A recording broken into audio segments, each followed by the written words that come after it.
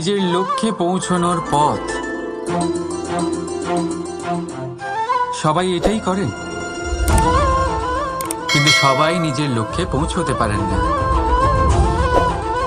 কেন? কারণ লক্ষ্যে যখন পৌঁছানো যায় না, মানুষকে কিছু বদলাতে হয়।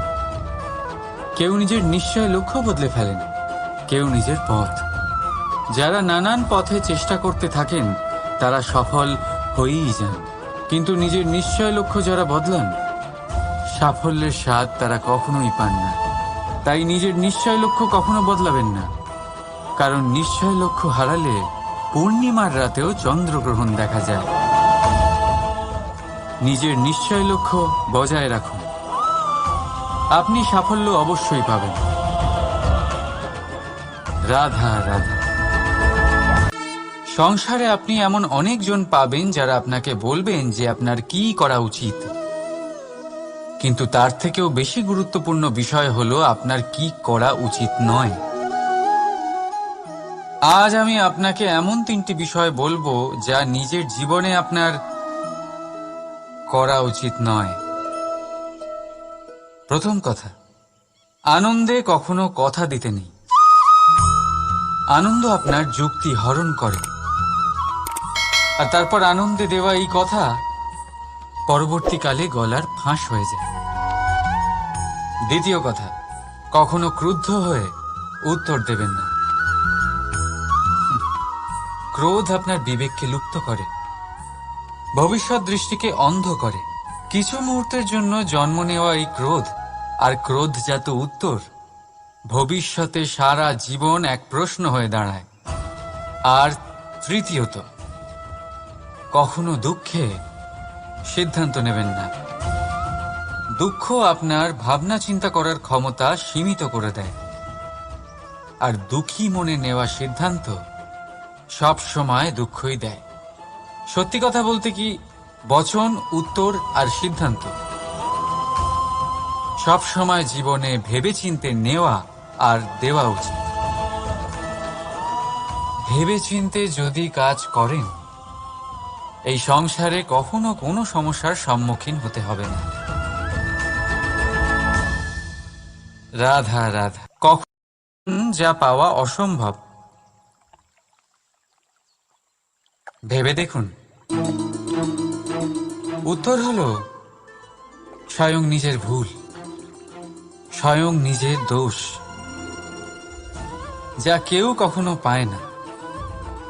আর কেউ যদি তা পেয়েও যায়, সেই ব্যক্তি নিজের ভুল কখনোই স্বীকার করতে চায় না। কিন্তু যে ব্যক্তি নিজের ভুল স্বীকার করে, নিজের দোষ স্বীকার করে, সংসারে কোনো কিছুই পাওয়ার জন্য তার সামনে কোনো বাধাই থাকে না। তাই আত্মবিশ্বাস অবশ্যই রাখুন। চেষ্টা করুন যেন আপনার দ্বারা কোনো ভুল না হয়, কিন্তু আত্মমন্থন করুন। আর যদি আপনার কোনো ভুল হয়েও যায়, তাহলে তা স্বীকার করুন, তা শুধরে নেওয়ার চেষ্টা করুন। আপনার জীবন পরম আনন্দে ভরে যাবে। রাধা রাধা। নিজের মহলের সবচেয়ে উচ্চতায় দাঁড়ানো এক ব্যক্তি, তারও মনে একটা ভয় থাকে। ভয়, সেই মহলের ভিত নড়ে যাওয়ার ভয়, নিজের পতনের ভয়। আর সেই কারণেই সেই উচ্চতার সম্পূর্ণ আনন্দ সে উপভোগ করতে পারে না। কিন্তু আপনি কি কখনো কোনো গাছের ডালে বসে থাকা কোনো পাখিকে দেখেছেন? সেই ডাল ভেঙে গেলেও তার পড়ে যাওয়ার ভয় থাকে না। কেন? কারণ তার নিজের ডানার ওপর বিশ্বাস আছে। ঠিক সেইভাবেই আমাদের মধ্যে বেশিরভাগ মানুষ কোনো না কোনো সাহায্য নিয়ে উচ্চতায় পৌঁছেছেন, কারোর সাহায্য নিয়ে সাফল্য অর্জন করেছেন। কিন্তু সাফল্যের আনন্দ শুধু তারাই অনুভব করতে পারেন যাদের মনে পড়ে যাওয়ার ভয় নেই। তাই কারোর সাহায্যের ওপর নয়, নিজের সামর্থ্যের উপরে বিশ্বাস রাখুন। রাধা রাধা। পাওয়া আর হারানো, এই দুই জীবনের গুরুত্বপূর্ণ অংশ। সারা জীবন প্রত্যেক মানুষ কিছু পায় আর কিছু হারায়। কখনো সম্পত্তি হারায় আর কখনো সম্মান, কখনো বন্ধু হারায়, আর কখনো অহং। কিন্তু হারানোটা খারাপ বিষয় না, কারণ হারানোর সাথেই এক অমূল্য শিক্ষায় আপনি অভিজ্ঞ হয়ে ওঠেন যে কি করে আবার আপনি সেটা না হারান। তাই যদি সত্যি কিছু হারিয়ে ফেলেন, তার থেকে পাওয়া শিক্ষা হারাবেন না, কারণ সেই শিক্ষার সাহায্যেই আপনি আপনার হারানো জিনিস পুনরায় পেতে পারেন। রাধা রাধা। জীবনে কিছু অর্জন করতে গেলে ভাবনা আর কর্ম অত্যন্ত গুরুত্বপূর্ণ। কিন্তু শুধু ভাবনা দিয়ে বা শুধু কর্মের দ্বারা আপনি সাফল্য অর্জন করতে পারেন না। কিছু মানুষ ভাবতেই থাকেন, কর্ম করতে পারেন না, আর সেই জন্য তারা সফল হতে পারেন না। কিছু মানুষ ভাবনা চিন্তা না করেই কর্ম করতে থাকেন, তারাও সাফল্য অর্জন করতে পারেন না। তাহলে মনে রাখবেন, গাছ কাটতে হলে কুঠারের বারংবার প্রহারের সাথে সাথেই সেই কুঠার কোন দিকে মারা হচ্ছে সেই খেয়ালও অবশ্যই রাখতে হবে। ভাবনা আর কর্ম, এই দুইয়ের সঠিক সংমিশ্রণ হলে আপনি অবশ্যই সাফল্য পাবেন। রাধা রাধা। আমরা মানুষেরা কতটা জেদি হই। একবার লক্ষ্যে দৃষ্টি স্থির করে নিলে তা পাওয়ার জন্য মন প্রাণ লাগিয়ে দিই, কিন্তু সেই লক্ষ্যে পৌঁছবার ব্যস্ততায় সেই পথ চলার আনন্দ পেতেই ভুলে যাই। নিজের স্বাস্থ্য নষ্ট করে দিই অর্থ অর্জন করতে গিয়ে, আবার সেই অর্থই নিজের স্বাস্থ্য শুধরবার জন্য ব্যবহার করে ফেলি। বুঝুন, দেখুন, ইচ্ছে খারাপ নয়, কিন্তু ইচ্ছে পূরণ করার চেষ্টায় ওই পথে আনন্দ পেতে ভুলে যাওয়া, এ তো মূর্খতা।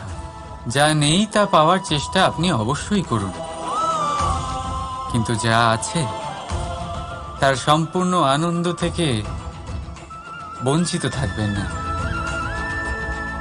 রাধা রাধা। আমরা সবাই জীবনে নিজের জন্য সবচেয়ে ভালোটাই চাই, সবচেয়ে ভালো সুবিধে পেতে চাই, সবচেয়ে বেশি সম্মান পেতে চাই। কিন্তু সবার পক্ষে এইসব পাওয়া কি সম্ভব? হ্যাঁ, নিশ্চয়ই। শুধু একমাত্র বাধা সময়। আমাদের জীবনের কোনো স্থায়িত্ব নেই, তাই যদি সময়ের সদ্ব্যবহার করেন তাহলে একটু সুবিধে হতে পারে। এবারে দেখুন, যাদের সবসময় স্বপ্ন দেখতে ভালো লাগে তার জন্য রাত্রি কম পড়ে যায়, আর যারা স্বপ্ন পূরণ করতে চান তাদের জন্য দিন কম পড়ে যায়। যারা সম্মান পেতে চান তাদের জন্য সব সময় পরোপকার কম পড়ে যায়, আর যারা জ্ঞান অর্জন করতে চান তাদের জন্য মনোসংযোগ। জীবনে যদি নিজের লক্ষ্যে পৌঁছতে চান তবে সময়ের বিভাজন আপনাকে ঠিক করতেই হবে। মনে রাখবেন। রাধা রাধা। লোকে বলে জীবনে মেলামেশা করা অত্যন্ত আবশ্যক, এতে সম্পর্কের আধারও হয়, আবার ব্যবসাও চলে। কিন্তু সবচেয়ে বেশি গুরুত্বপূর্ণ হলো ব্যবহার।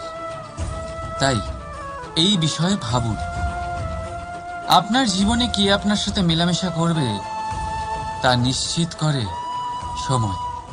আপনি আপনার জীবনে কার সাথে মেলামেশা করবেন তা নিশ্চিত করবে আপনার হৃদয়।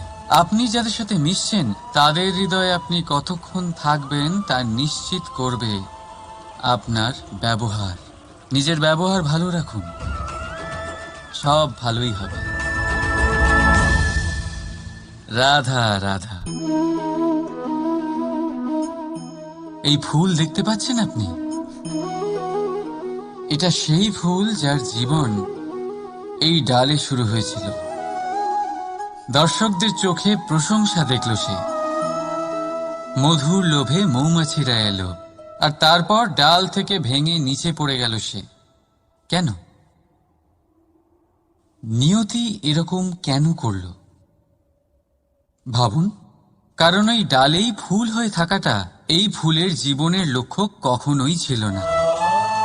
এবার এই ফুল হয় দেবতাদের সজ্জায় ব্যবহৃত হবে, নয় কোনো কন্যার গয়নায় গাঁথা হবে, আর নয় কারোর প্রেম প্রদর্শনের মাধ্যম হবে। দেখুন, জীবনে নিজের লক্ষ্যে পৌঁছতে হলে যাত্রাকে ভয় পেলে চলবে না। নিজের অস্তিত্ব তৈরি করতে হলে তাদের ছায়া থেকে আপনাদের দূরে যেতেই হবে যারা আপনাকে অস্তিত্ব প্রদান করেছেন। এটাই জীবনের নিরন্তর সত্য। রাধা রাধা। আমাদের সকলের জীবনে কখনো না কখনো পাথর দ্বারা আঘাত লাগেই, আর এই সংসারও আমাদের ওপরে কখনো না কখনো পাথর বর্ষণ করে। কখনো আমাদের খারাপ ভেবে, আর কখনো আমাদের অসফল ভেবে, কখনো আমাদের বুদ্ধিহীন ভেবে। কারণ অনেক আছে, কিন্তু এই পাথর দ্বারা আমরা আঘাত পাবো কি পাবো না তা সম্পূর্ণ আমাদের হাতে। হয় আপনি এই পাথরের আঘাত পেয়ে চোখের জলে ডুবে থাকতে পারেন, আর নয়তো যদি আপনি চান তাহলে এই পাথর দিয়ে সেতু বানিয়ে সকল সমস্যার সাগর অতিক্রম করতে পারেন। সিদ্ধান্ত আপনার। এই পাথর, এ হলো প্রতীক আমাদের নিন্দার, আমাদের আলোচনার।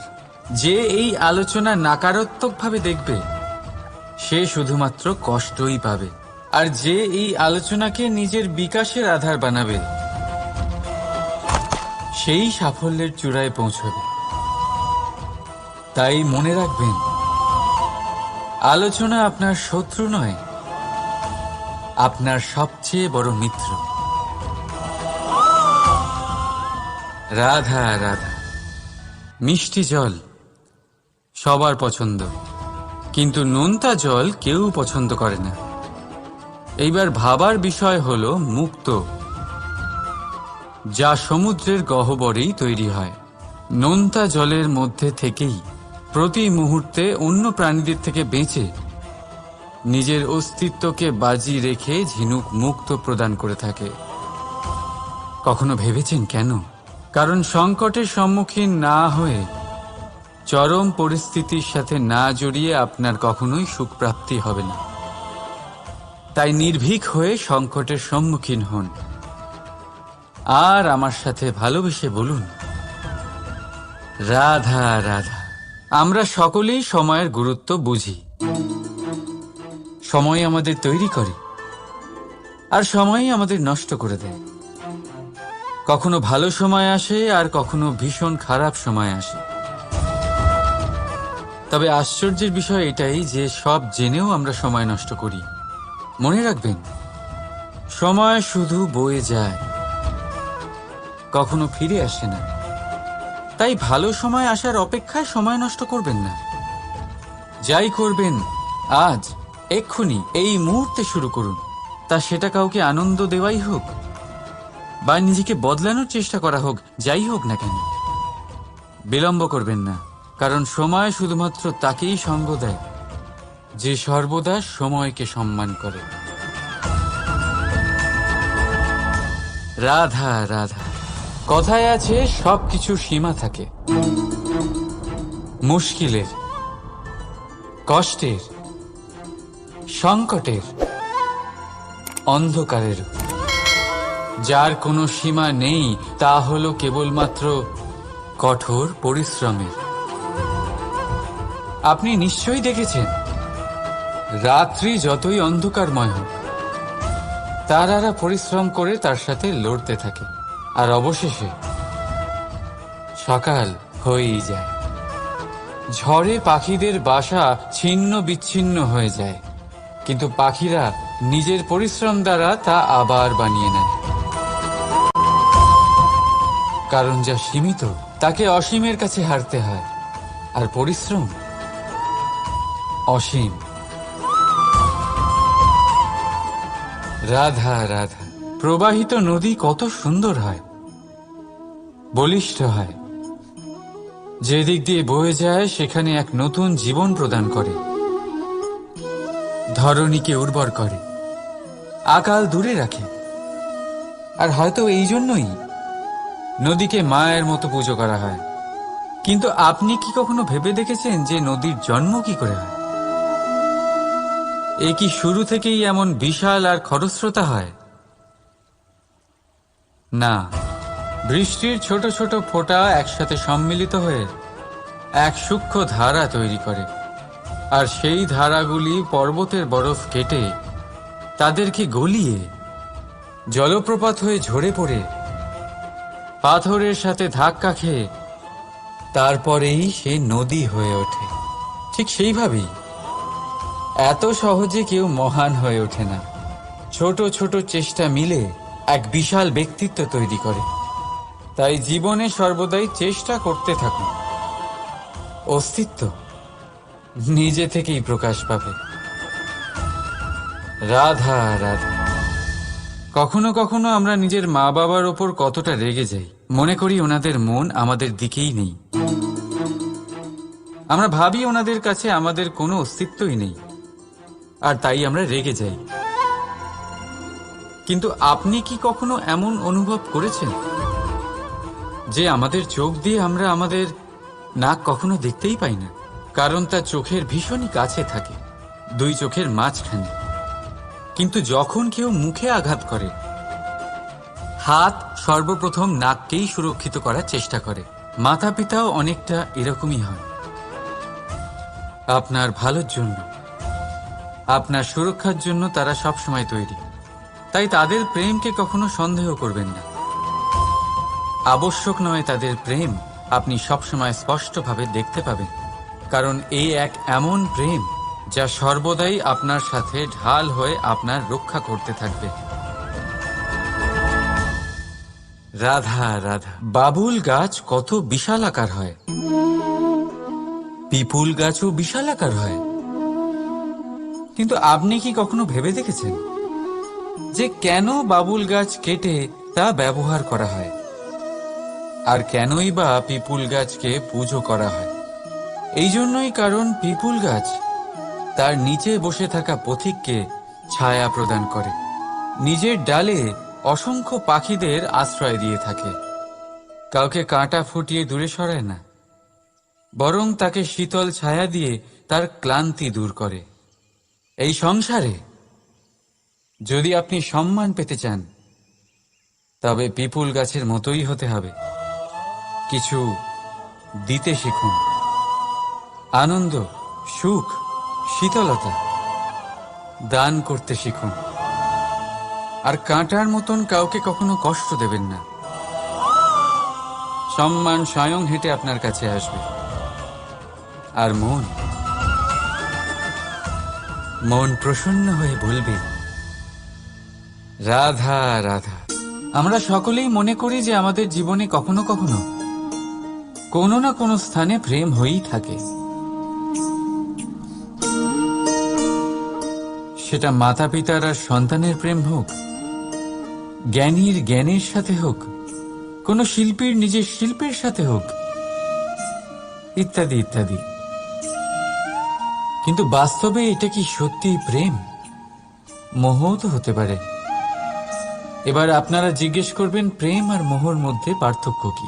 পার্থক্য হলো বন্ধনের। যে আপনাকে বাঁধে তা হলো মোহ, প্রেম নয়। প্রেম সেটাই যে আপনাকে মুক্ত করে উন্নয়নের দিকে পাঠায়। চলুন আপনাকে একটা উদাহরণ দিই। কিছু মাতা পিতা নিজের সন্তানকে কোনো অন্য নগরীতে পড়তে পাঠাতে পারেন না, নিজের সন্তানকে তার বন্ধুদের সাথে খেলতে দিতে পারেন না। চিন্তা করেন যে তাদের সন্তানের যাতে কষ্ট না হয়, আর তাই জন্য তাদের বেঁধে রাখেন। এটা প্রেম নয়, এটা মোহ। কারণ যদি এটা প্রেম হতো, তাহলে ওনারা চাইতেন যে সন্তান মাতা পিতার আশ্রয় থেকে বেরিয়ে এই সংসারকে দেখুক, তাকে বুঝুক, আর তার থেকে জ্ঞান অর্জন করুক, নিজের অভিজ্ঞতার থেকে শিক্ষা নিয়ে নিজের একটা ব্যক্তিত্ব বানাক। মনে রাখবেন, মোহ থেকে ভয় জন্ম নেয়, আর প্রেম থেকে শুধুই আনন্দ। সেই কারণে বাঁধবেন না, মুক্ত করুন, কারণ এটাই প্রেম। রাধা রাধা।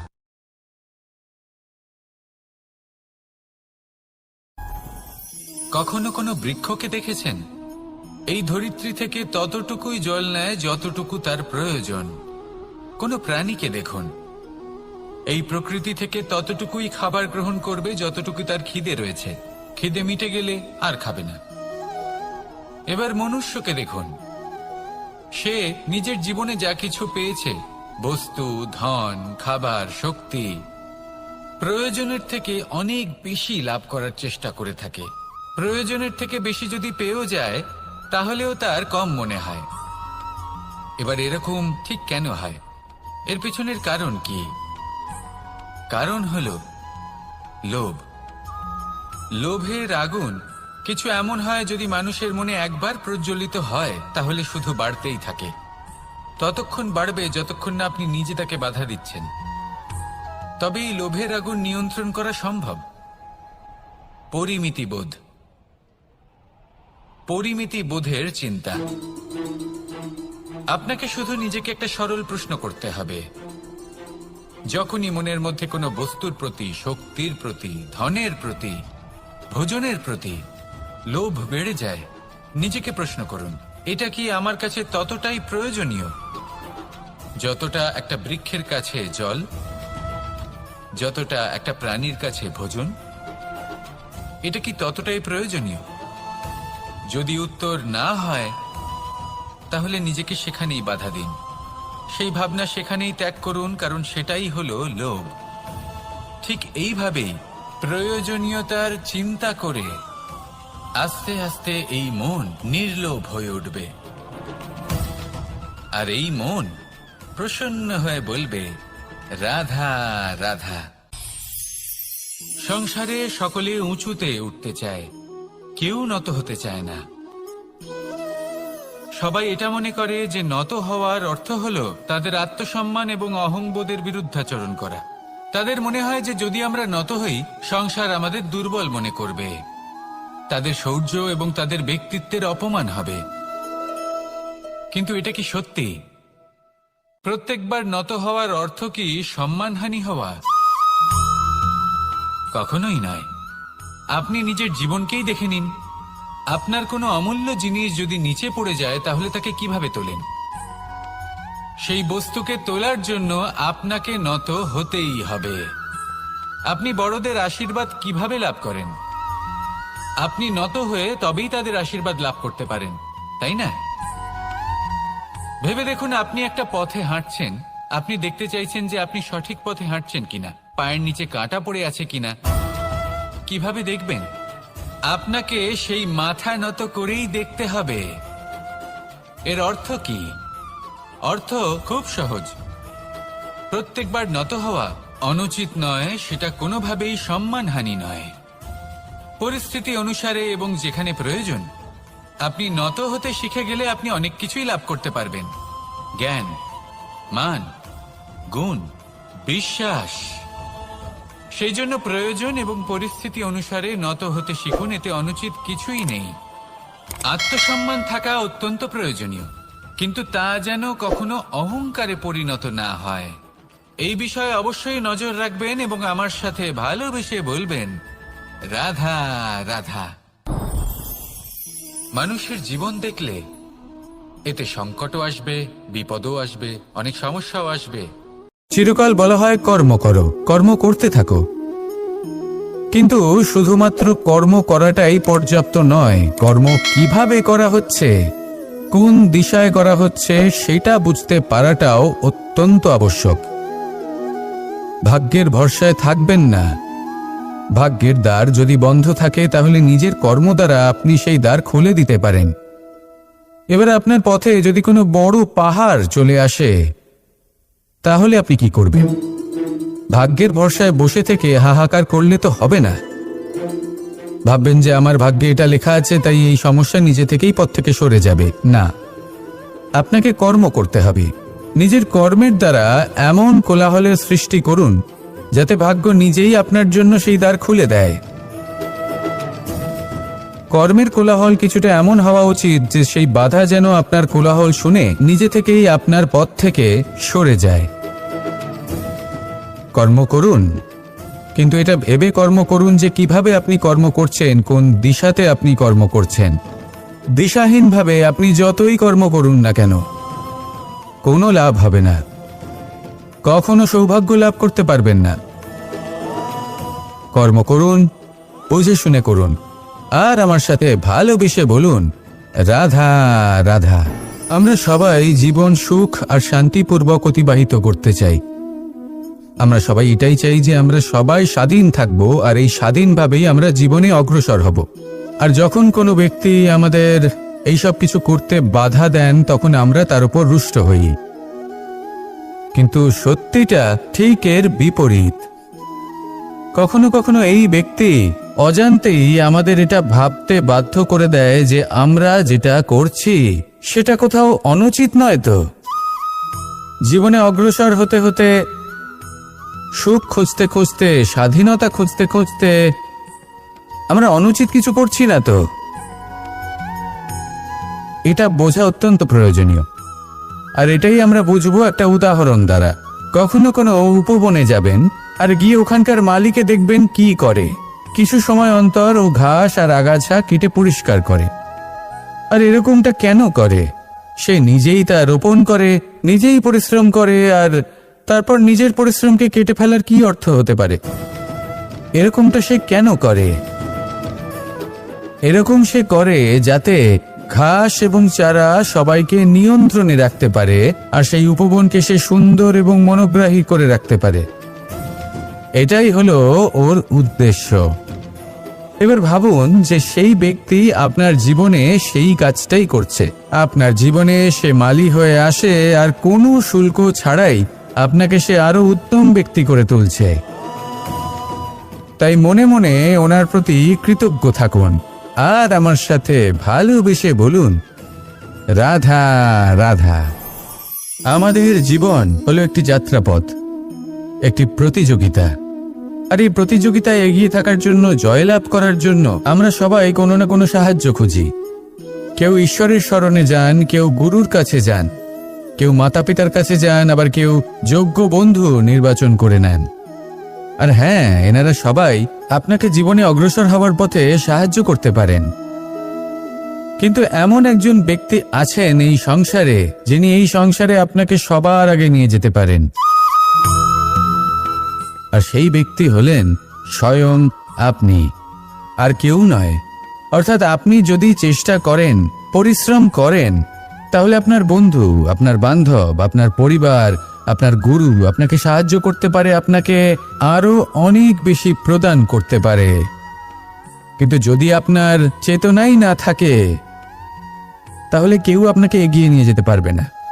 যেমন ছোট্ট একটা বালক যে সবেমাত্র হাঁটতে শিখছে, প্রথমে সে হামাগুড়ি দিয়ে চলতে চেষ্টা করে। তার মাতা পিতা তাকে দেখে খুব আনন্দ পান, তাকে উৎসাহও দেন। সেই ছোট বালক দাঁড়াতে চেষ্টা করে, হাঁটতে চেষ্টা করে, আবার পড়ে যায়, আবার উঠে দাঁড়ায়, আবার চেষ্টা করে, আবার পড়ে যায়। আর ভবিষ্যতে গিয়ে সে হাঁটতেও শিখে যায়, আবার দৌড়তেও শিখে যায়।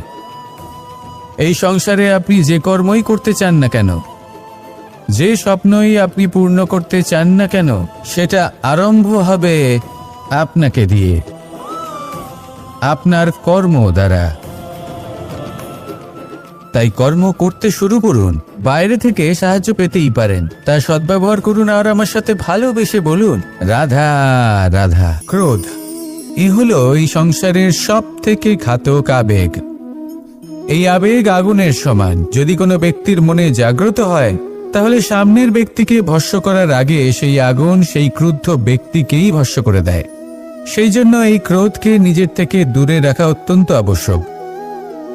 কিন্তু তার অর্থ এটা নয় যে সেই রাগের কোনো মূল্য নেই। আগে হ্যাঁ, কখনো কখনো জীবনে এই ক্রোধের বহিঃপ্রকাশ অত্যন্ত প্রয়োজনীয়। যেমন একজন ব্যক্তি, তিনি অপরাধ করেই চলেছেন, আপনি তাকে সুযোগ দিচ্ছেন, কিন্তু সে কথা শুনছেন না। সে এই বিভ্রান্তি নিয়ে জীবন অতিবাহিত করছে যে সে যেটা করছে সেটাই হলো উচিত, আর এটাই ভেবে সে অধর্মের পথে অগ্রসর হচ্ছে। এমন একটা সময় ক্রোধের বহিঃপ্রকাশ অত্যন্ত প্রয়োজনীয়। যেমন শ্রীরাম ক্রুদ্ধ হয়েছিলেন, উনি অগ্নিবাণ সাধন করেছিলেন সাগরের প্রতি, কারণ সাগর নিজের অহংকারে মত্ত হয়ে কিছুতেই শ্রীরামকে লঙ্কা পর্যন্ত পৌঁছানোর পথ খুঁজে দিচ্ছিল না।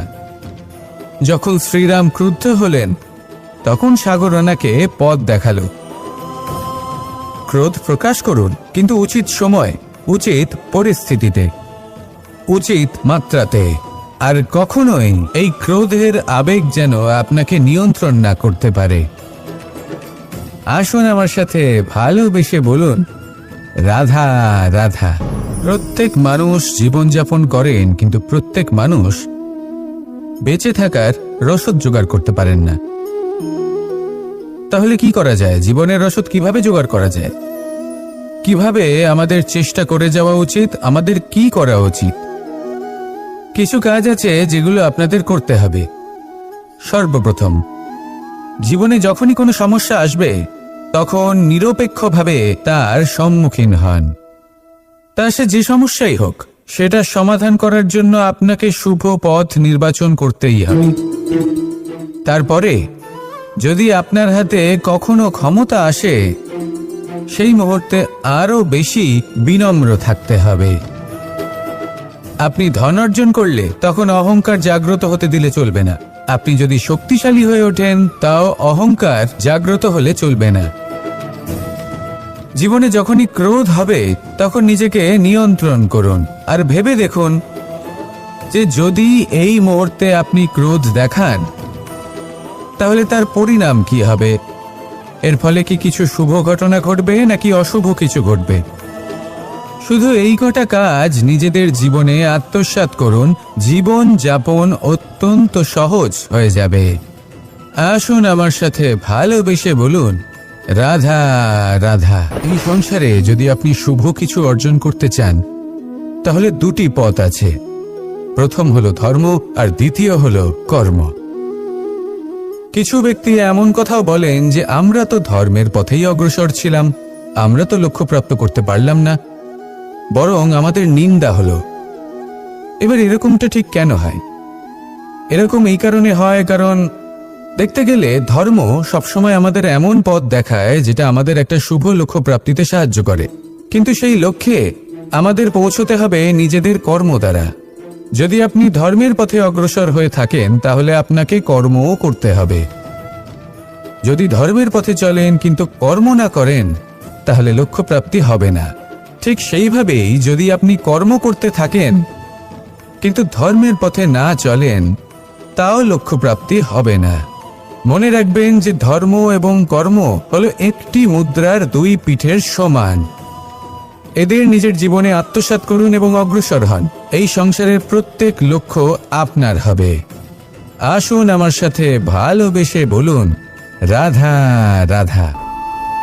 আমরা সবাই জীবনে কামনা করি। কেউ ধন সম্পত্তির কামনা করি, কেউ ভালোবাসার, কেউ বন্ধুদের, কেউ নাম খ্যাতি আদি ইত্যাদি।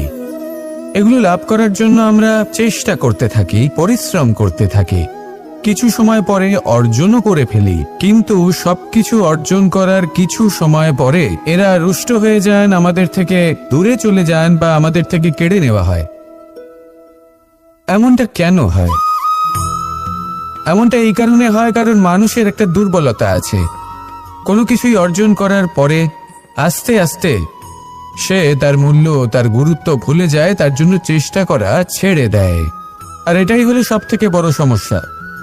ঠিক যেমন কোনো ব্যক্তি যিনি ধন অর্জন করতে চান তার জন্য কঠিন পরিশ্রম করেন, হয়তো ধন অর্জন করেও ফেলেন, তারপর আস্তে আস্তে ওই ধনের মূল্য ভুলে যান, উচিতভাবে তা প্রয়োগ করেন না, আস্তে আস্তে তার ধন তার সঙ্গ ত্যাগ করে দেয়, সমস্ত পরিশ্রম ব্যর্থ হয়ে যায়।